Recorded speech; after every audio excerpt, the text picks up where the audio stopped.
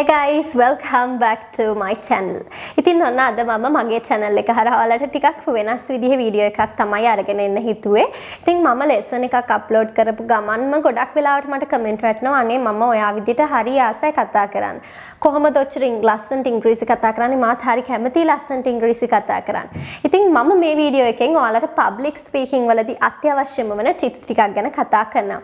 ඔයාලා job එකක් කරන කෙනෙක් වෙන්න පුළුවන්. ඉතින් ඔයාලා work කරනකොට ඔයාලට presentation එකක් ඉදිරිපත් කරන්න අවස්ථාවක් ලැබෙන්න පුළුවන්. ඔයාලා පාසල් යන කෙනෙක් නම් stage එකේදී ඔයාලට speech එකක් English වලින් present කරන්න ලැබෙන්න පුළුවන්.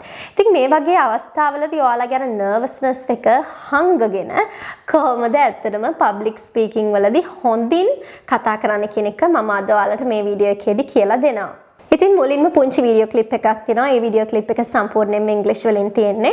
ඉතින් මට ඉංග්‍රීසි තේරෙන්නේ නැහැ කියලා ඔයාලා ඒක මැදදී බලන එක නතර කරලා දාන්න එපා. වීඩියෝ එක අවසාන වෙනකම්ම රැඳිලා ඉන්න. මම මේවා translate කරලා ඔයාලත් එක්ක describe කරන කොහොමද public speaking වලදී අපි කොහොමද අනිත් කෙනාව attract කරගන්න විදිහට කතා කරන්නේ කියලා. හරි. එහෙනම් මුලින්ම මේ පුංචි වීඩියෝ ක්ලිප් එක බලලා එන්න. Who am I to talk you about public speaking? What if I told you that I was someone who lacked self-confidence before? You have to believe me because there's a famous saying, I'm human, I'm flawed, imperfect, but I'm trying, and that counts for something. We all are human, we all are imperfect, we all feel uncomfortable. But try to be confident and comfortable even in such uncomfortable situations too. Confidence, self-confidence, that's it. If you want to be a people's person or a magnetic personality or even a public speaker, it needs self-confidence, guys. I feel how it was when I felt that no one was listening to me on the stage. That's terrible. But it's okay. That's how you begin. Learn from those mistakes and always stay motivated and confident. Don't slouch your back from your shoulders and have a direct eye contact with the audience and have a flooding smile on your face while you're talking publicly. And most specifically, be confident. What is the mostly used word in my speech? Yes, of course, it's self-confidence. That's what you need, guys. Be yourself. That's what I have to tell you. Being confident is on your hand. Thank you for being all ears. මුලින්ම අපිට ඕනම දෙයක් කරන්න අත්‍යවශ්‍යම වන දේ තමයි අපේ confidence එක. අපේ තියෙන ආත්ම විශ්වාසය, self confidence. හරි.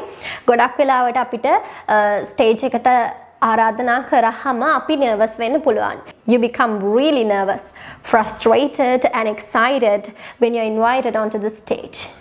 But කවදාවත් audience එකට ඔයාගේ nervousness එක excitement එක පෙන්වන්න යන්න එපා.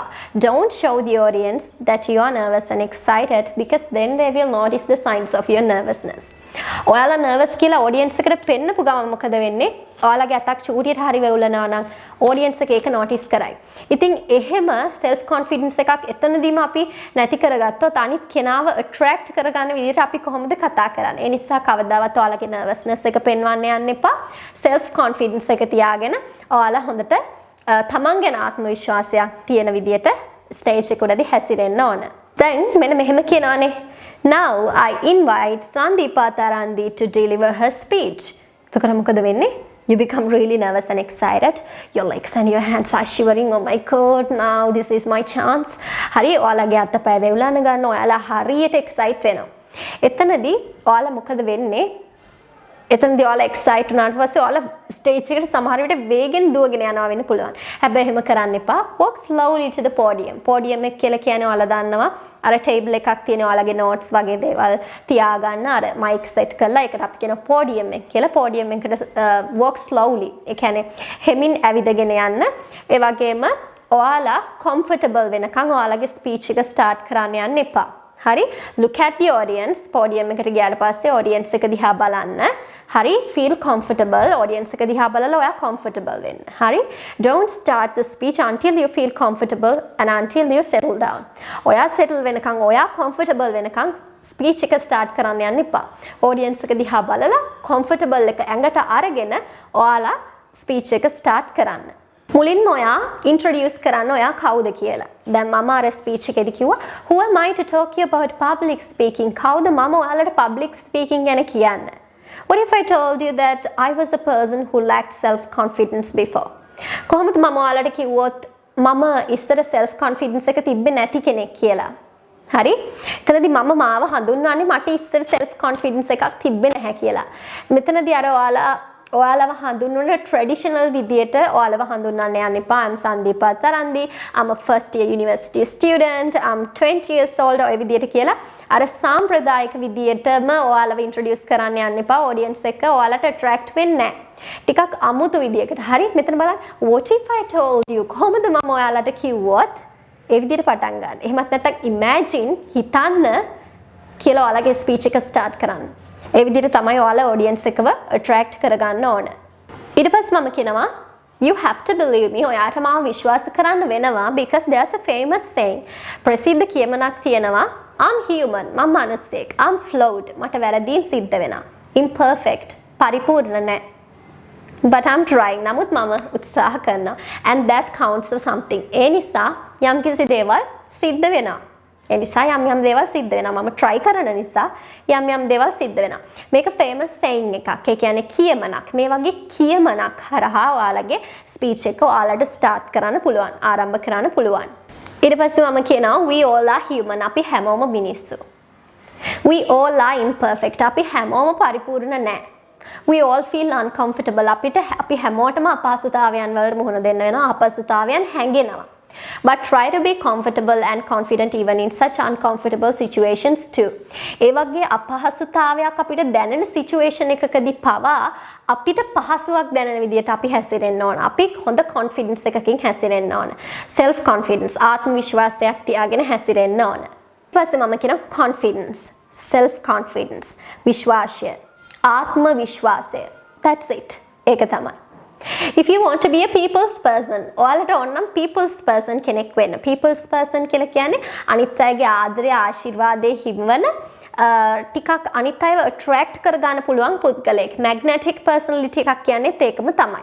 right? And if you want to be a people's person or a people's person කෙනෙක් වෙන්න ඕන නම් or a magnetic personality අනිත් අයව ඇද්ද බැඳ ගන්න පුළුවන් පුද්ගලයෙක් වෙන්න අවශ්‍ය නම් or even a public speaker කෙනෙක් වෙන්න ඕන නම් you need self confidence guys. ඔයාලට self confidence එක ආත්ම විශ්වාසය තියෙන්න ඕනමයි. I feel that how it was when I felt that no one was listening to me on the stage. මට දැනෙනවා කොහොමද මේ හැඟීම කියලා. මම ස්ටේජ් එකේ කතා කරනකොට කවුරුවත් මට අහුම්කන් දුන්නේ නැති වෙනකොට ඒ හැඟීම මට දැනෙනවා. That's terrible. ඒක හරිම භයානකයි. හරිම නරක හැඟීමක් ඒක. But it's okay. නමුත් ඒකට කමක් නැහැ. That's how you begin. ඒ විදිහට තමයි ඔයා ආරම්භ කරන්නේ. Learn from your mistakes and always stay motivated and confident. ඒ විදිහට ඔයා mistakes හරහා ඉගෙන ගන්න දේවල්. ඒ වගේම හැමතිස්සෙම motivate වෙලා confident එකෙන් ඔයාලා ඉන්න ඕන.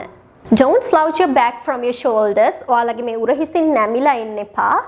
ඒ වගේම කියනවා have a direct eye contact with the audience. as වලින් ඍජු සබඳතා තියාගන්න audience එකත් එක්ක and have a flooding smile on your face while you are talking publicly. ඒ වගේම ගලාගෙන යන හිනාවක්. ඒ කියන්නේ එක දිගට පවතින positive responsive smile එකක් ඔයාලා audience එකට දෙන්න ඕන. right? ඒ වගේම and most specifically be confident. විශේෂයෙන්ම confident වෙන්න. What is the mostly used word in my speech? මොකක්ද මගේ speech එකේ අඩංගුණු වැඩිපුරම භාවිතා කරපු වචනය? Yes, of course it's self confidence. ඔව්, ඒක තමයි ආත්ම විශ්වාසය. That's what you need guys. ඒක තමයි ඔයාලට ඕන. Be yourself. ඔයාලා වෙන්න. That's what I have to tell you. ඒක තමයි මට ඔයාලට කියන්න තියෙන්නේ. Being confident is on your hand. Confident වෙන එක ආත්ම විශ්වාසයක් ඇති කරගන්න එක තියෙන්නේ ඔයාලගේ අතේ. Thank you for being all ears. අහුම්කන් දුන්නට ස්තුතියි කියන මේක thank you for being all ears කියලා කියන්නේ thank you for listening කියන එකට සමාන phrase එකක්. Thank you for being all ears. හරි. මෙන්න මේ විදිහට තමයි මම speech එක කරේ. එතකොට මේ ස්ටෝරි එක පුරාම මගේ ස්පීච් එක පුරාම මම ස්ටෝරි ටෙලිංగ్ මෝඩ් එකෙන් තමයි කිව්වේ. මම මගේ අත්දැකීම් සම්බන්ධ කරගෙන පර්සනල් එක්ස්පීරියන්ස් සම්බන්ධ කරගෙන කතාවක් කියන වගේ තමයි මම කිව්වේ. මම කිව්වා මට හැඟෙනවා කොහොමද මේ හැඟීම ස්ටේජ් එකේදී කවුරුවත් මට අහුම්කන් දෙන්නේ නැති වෙනකොට මම නිකන් කතාවක් කියනවා වගේ. හරි? ස්ටෝරි ටෙලිං මොඩ් එක. වගේම අපේ ලයිෆ් එක්ස්පීරියන්සස් අපිට ජීවිතේදී ලබන අත්දැකීම් අපිට ප්‍රකාශ කරන්න පුළුවන්. ඒ වගේම තමයි ඔයාලගේ කොන්ෆිඩන්ට් එක පිළිබිඹු වෙන තවත් දෙයක් තමයි don't play with your hair. I know your hair is beautiful, but don't play with your hair. ඔයාලගේ කොණ්ඩෙත් එක්ක සෙල්ලම් කරන්න එපා. Don't scratch your face or your head. ඔළුව කසන්න එපා, මුණ කසන්න එපා, right? They're not polite behaviors. ඒවා විනීත හැසිරීම් නෙවෙයි. It shows that you are impolite. ටිකක් අවිනීත බවක් එකෙන් එතකොට හැංගෙනවා, right? ඒ වගේම අපි ස්මයිල් hina වෙලා කතා කරන්න ඕන. මෙතනදී අදහසින් අර grinning කියන්නේ අර විරිත්තනවා කියලා කියන්නේ ඒක නෙමෙයි. අපි positive responsive ධනාත්මක audience එකට අපි ඇත්තටම response එකක් දෙන ප්‍රතිචාරයක් දක්වන සුළු සිනහවක් තමයි අපි දක්වන්න ඕනේ. ඒ වගේම have a direct eye contact. Don't slouch your back from your shoulders, right? Be direct. කෙලින් ඉන්න ඕන ඔයාලා. නැමෙන්න එපා. direct eye contact එකක් audience එකත් එක්ක තියාගන්න ඕනේ. ඒ වගේම ඔයාලගේ මේ chin එක පිහිටන ආකාරය, මේ නිකට පිහිටන ආකාරය ඔයාලගේ confidence එක පිළිබිඹු වෙන තවත් කාරණයක් වෙනවා. chin එක ගොඩාක් ඉහළට ඔයාලා ඔසවලා තියෙනවා නම් ඒක ටිකක් arrogance එකක්. ටිකක් අහංකාර බවක් වගේ එකක් පෙන්නනවා. ඔයාලගේ chin එක ගොඩාක් low නම්, ගොඩක් පහත් නම් ඒක ටිකක් ඔයාලා shy, ඔයාලා ලැජ්ජයි කියලා එකෙන් පෙන්නනවා. එහෙමත් හරිනේ. නිසා chin එක සාමාන්‍ය කාන්ට ඔයාලා තියාගන්න ඕන. හරි? arrogance වෙන්නෙත් නැතුව, shy වෙන්නෙත් නැතුව chin එක ගාන්ට තියාගෙන ඔයාලා audience එකව attract කරගන්න විදිහට කතා කරන්න ඕන. හරි. මම පොඩි වැදගත් දෙයක් දැන් මෙතනදී කියන්නම් ඔයාලට. ගොඩක් වෙලාවට හිතන්න දැන් මම ඔයාලත් එක්ක කතා කරනවා. ඔයාලගේ අවධානය ගොඩක්ම යොමු වෙන්නේ මම කතා කරන දේට වඩා, මගේ අන්තර්ගතයට වඩා මගේ බොඩි ලැන්ග්වේජ් එකට, ඒ වගේම මගේ ජෙස්චර්ස්, ඔය වගේ දේවල් වලට තමයි ඔයාලගේ බහුල අවධානය යොමු වෙන්නේ. මේක එක්ස්පෙරිමන්ට් කළා, පරීක්ෂණ පවත්වලා ඔප්පු කරගත්ත දෙයක්, right? කවුරු හරි කෙනෙක් පිරිසක් ඉදිරියට ගිහිල්ලා කතා කරනකොට එයාගේ words, වචන, එහෙමත් නැත්නම් content එක සම්පූර්ණ ස්පීච් එකෙන් අවධානය යොමු වෙන්නේ 107යි. 70% of the whole speech. සම්පූර්ණ කතාවෙම 107යි කියන්නේ අපේ අන්තර්ගතයේ content එකට ලැබෙන්නේ. ඒතකොට ඉතුරු 193 මොනවටද අවධානය යොමු වෙන්නේ? 155ක්ම අපේ body language එක, අපේ ශාරීරික ඉරියව්. ඔන්න ඔය දේවල් වලට තමයි අවධානය යොමු වෙන්නේ.